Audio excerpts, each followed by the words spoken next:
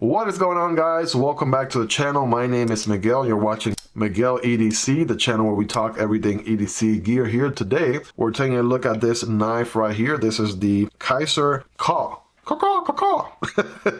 That is what it makes me think of. KUH, Kizer KUH. This is an interesting one. We're going to go ahead and go over it in this video. Of course, the good, the bad, the ugly. That being said, this knife, of course, and every other knife that you see in this video will be linked down below. So if you want to learn more about the knives, the prices, details, or anything like that, you can check those links in the description and also in the pinned comment.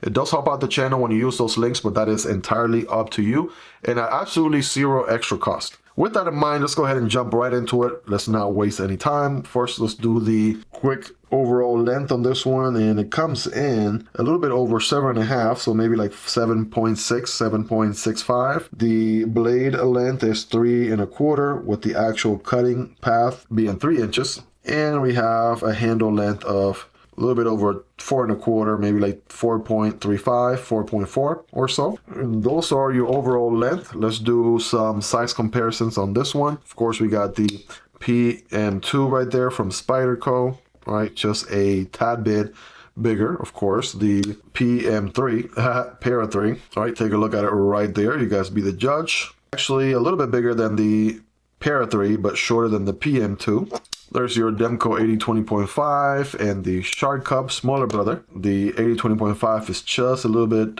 smaller. I'll say the lanyard solution here is what makes this one about 1/4 inch bigger than it would be otherwise. And the Shark Cub, of course, also smaller than the KUH. Here's your wrap model 1 right there. Of course, it's going to be bigger. And the wrap model 2 is a little smaller. So the KUH is somewhere in between these two. You guys be the judge.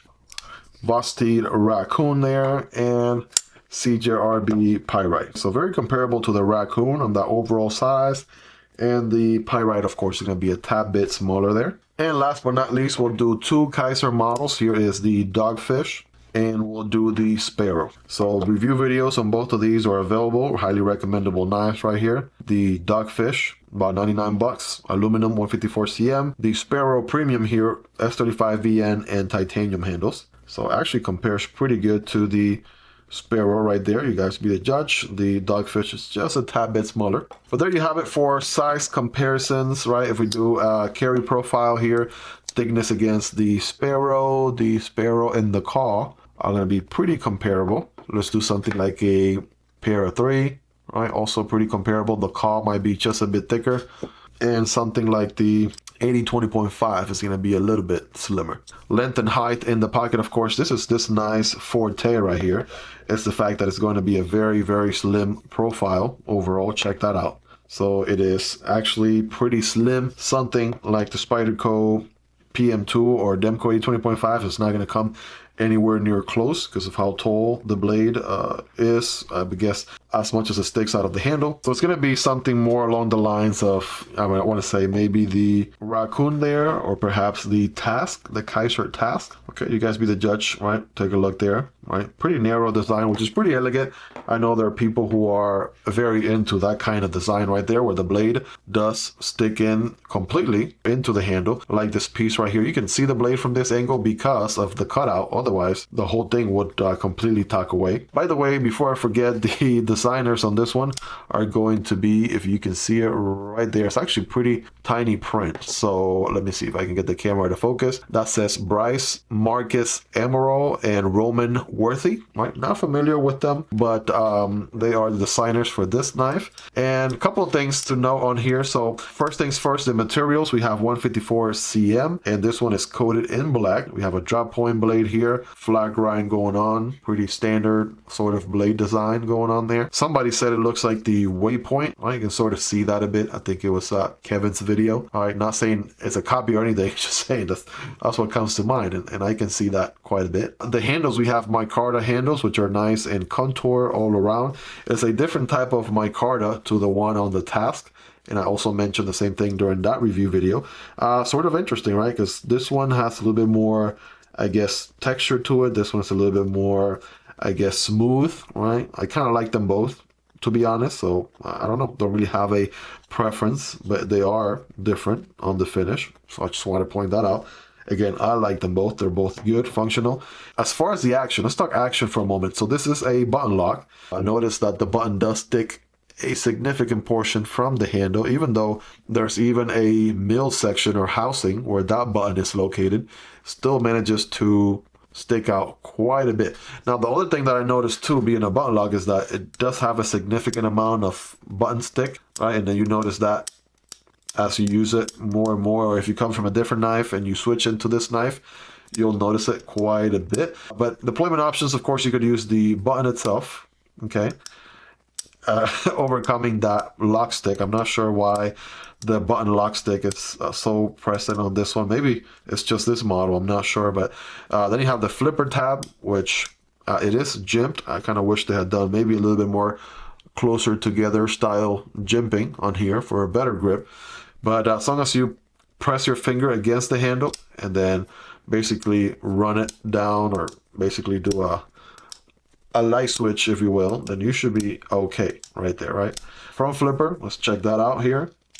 All right, front flipper is good. Didn't have any issues with the front flipper. It worked every single time. Can we do the reach around? It's a little bit tricky because of where the button is located. So if I had a way to hold the handle down here, at that point you're using two hands.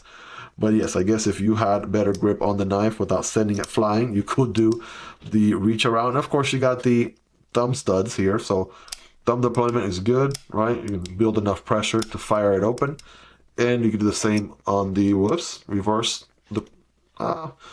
The reverse one is a little bit more, I guess, you have to give it the beans, right? It's a little bit more pressure than I like giving it with the flesh of my middle finger. I mean, it comes to a point where I don't enjoy the reverse flick on certain knives because of how intense it can be, right? Let's check out the detent here real quick. It does have a pretty intense detent, right? Check that out. Yeah, and then reverse flicking it with the maybe the nail portion of your finger, it sort of slides off. So the best way is to do it is with the meat of your index finger, not index finger, the meat of your middle finger, and then open it that way. But multiple deployment options on here. Is there a specific one that feels better than the other ones? Maybe that front flipper, right? That one is money every single time. I have failed the back flipper here a couple of times, and in every single instant you do have to use the button to close the knife. So yeah, button stick is going to drive you a little bit insane, to say the least. But other than that, I mean, the knife cuts really good, as you'll see later in the cutting test. We'll cut some paper and some cardboard, and it does really good with that. The flipper tab here all sit flush when the knife is open. Of course, same deal when the knife is closed. We have let's do a quick weight on this one here. I do see a decent amount of milling going on this side and going on the opposite side. So it is micarta 154 cm. I want to say 3.5. All right, maybe because of the length or so. 3.5 ounces. Oh, how about 3 on the dot? Sometimes I'm way off. Something like that. Cryptid was 2.8 ounces. So actually not that far off. And the Task is a little bit heavier at 3.3. So again, for reference, 3 ounces exactly on the call. So that's your weight department right there. Let's check the blade stock thickness. Let me get my caliper here, 0 out. And the thickness on this bad boy is 0.11. Is actually a little bit narrower than the typical 0.12 that we see in the channel, which is good. There's a little bit on the slim side. Let's check out the handle. Handle is 0.46, which is, you know, still close to the 0.5 or ½ inch that most knives aim for on the handle thickness. And last but not least, let's do a hardware check on this bad boy. Of course, my tools are recommended and linked down below in the description. They are part of the Spyderco tool set. And I want to say, let's start with T8. Hopefully, the pivot. Yes, the pivot is T8. That's good. And then pocket clip, everything else seems to be T6. So not my preferred choice, but yeah, T6 on the thumb stud. And is it T6 or T7? I'm getting a little bit of play there. T7 perhaps? No, that T7 is dancing. Dancing, right. T7 on the pocket clip there, yep. And then also on the filler tab. So a little bit of a combo there. So T6 everywhere and T8 except the pivot, which is T8. It is a captive pivot on one side. Preferably, it would have been nice to have all T8, ergonomically speaking, so it does accommodate an average size hand like mine, not the biggest, not the smallest. And you can sort of forward choke, just want to do it in a very aware manner, right? Because not necessarily a forward choke or finger choil area there or anything, but you can, as long as you know what you're doing, right? You're going to be okay. Other than that, let's see, what do we have? We have a reversible pocket clip, which is deep carry. That is nice. And I love what they do here. They put a filler tab on this side, right? That's something similar to the Raccoon, which they do as well. Anytime they put a nice filler tab on the other side, that is absolutely welcome. It is deep carry enough, but for some reason they decided to make the lanyard solution part of the liners, which are proud, by the way, black liners, which are proud. And on one side you have this huge window for a lanyard. If this was my knife, I'm so tempted to sort of clip here and clip there and remove that. So I feel like, I don't know, somehow I get what they were going for, but I'm not a lanyard fan myself, so I would probably remove it and maybe sand it down a little bit, give it a little coat of black. And again, the design I like. I love the design on this knife. I love how it tucks the blade completely. That makes it really, really elegant. The only thing I can get behind is that lock stick. So hopefully it's only limited runs or what have you, and not every single one. If I had slightly better action on some of the other deployment options, for me would have been a little bit more of a win in my book.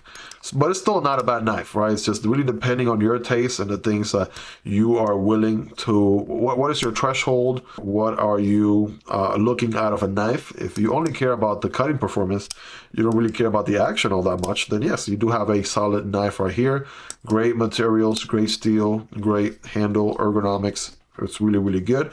And you have multiple deployment options, provided none of them are specifically the best deployment option or anything like that, aside from maybe the front flipper. And let's do some scientific paper cutting tests, shall we? I say scientific because, you know, cutting paper really doesn't prove much, but somehow you guys obviously like seeing that, doing unboxing and reviews. I got some everyday notebook paper with some chicken scratch from some of my past knife review videos here, and so we're gonna test, you know, the cutting performance. Getting some quick slices. It bites pretty quick, I'll tell you that much. It definitely bites pretty quick, and getting some full slices on it. Okay, that 154 cm is cutting very effortlessly, to say the least. Check this thing out. Holy smokes. Wow. Okay, so definitely you can do paper, no doubt about that. What about some everyday cardboard? I got the pull-ups diaper box cardboard single wall going on here. Keep in mind when cutting cardboard, don't cut perpendicular like this, but at an angle for your best performance. And here we go. Wow. All right, this thing is a slicer, no doubt about that. There we go. All right. Cut a little bit there on that second to last cut, but it performed really, really good. You guys be the judge. Let me know in the comments on a scale from 1 through 10, how sharp is this guy? Keep in mind, it's not sharp out of the box. It has certainly seen some use, or it's not brand new, and it's still holding a pretty mean edge, if you ask me. Price point on this one, we're looking at $76, which is pretty on par with what Kizer typically does anytime they do 154 cm and micarta. So for reference, that Cryptid was $78 and the Task is $82. And to be honest, right, this is a button lock also from Kizer, but man, oh man, what a difference. Absolutely zero button lock stick on this one whatsoever. So the action on that one is amazing, as you would expect. The Dogfish even has a button lock as well, right? Same sort of cross frag pattern on the button lock, if you will. But the action on this one is amazing as well, right? There's no button stick on this one whatsoever. And if you're not a big fan of button locks, then you could simply just look at the Kizer's clutch lock, and this one is amazing as well. You can adjust the different levels of tension with the clutch lock. Has different holes that you can adjust the omega springs to your liking. So I mean, there are other options in this price point that I think will probably do, in my opinion, a little bit of a better job. I would personally probably choose either the Task or the Cryptid, depending on your liking. If you want another button lock, can't recommend the Cryptid enough because the action on this one is rock solid. It is going to be a slightly smaller knife though, something to keep in mind, but definitely recommend it for my button lock option. For this around same ballpark, the Cryptid is only $2 more, and the Task is $82, but you know, has the clutch lock, which is also amazing in its own right. So there are other knives that I would personally recommend also from Kizer at this price point. Again, not sure what is going on with the button stick on this one or why it turned out to be this way. If that is something that Kizer can work around, that would be amazing. But I mean, if you make it past that, right, if you can make it past that, you know, and you still want to check out the knife, $76. This thing cuts really good. Me personally, I would go with some of the other options that I showed you guys, that Task, that Cryptid, right, as well. But there you have it. That is the Kizer KUH. I will link it down below if you're interested. $76, right? Check out the other offerings from Kizer as well. Let me know in the comments, what are your thoughts on this one, right? Do you own one of these yourself? Do you have any feedback to share? What questions do you guys have that perhaps I didn't answer in this video? Something else to note too is that this isn't my knife, but if it was my knife, I would test it. I know Metal Complex did a whack test, spine test, and it failed right away. But on the same token, I know Kevin, aka Lefty EDC, did the same test with this knife and it passed. So take that as a grain of salt, you know, for what it's worth to you. The validity of the spine whack tests or what have you, I'm just here to inform you, right, what I noticed on some of the other videos that I checked out in preparation for my review video. If this was my knife, I would test it, but because it is not, I am not going to, since Metal Complex and also Lefty EDC have already tested it as well. Well, there you have it, guys. That is the Kizer KUH. This knife and every other knife will be linked in the description. If you end up buying a knife through those links, it does help out the channel at no extra cost to you, and absolutely completely up to you. With that in mind, if you haven't already liked this video, guys, this will be a great time to smash that like button if you haven't already.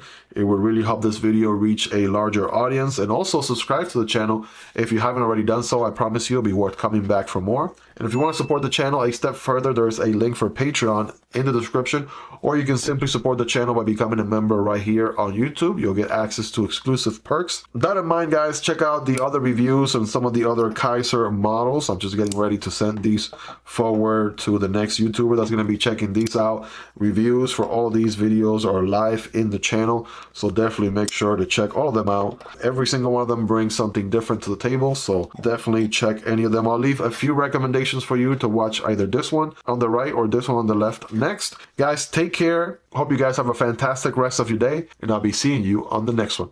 Peace.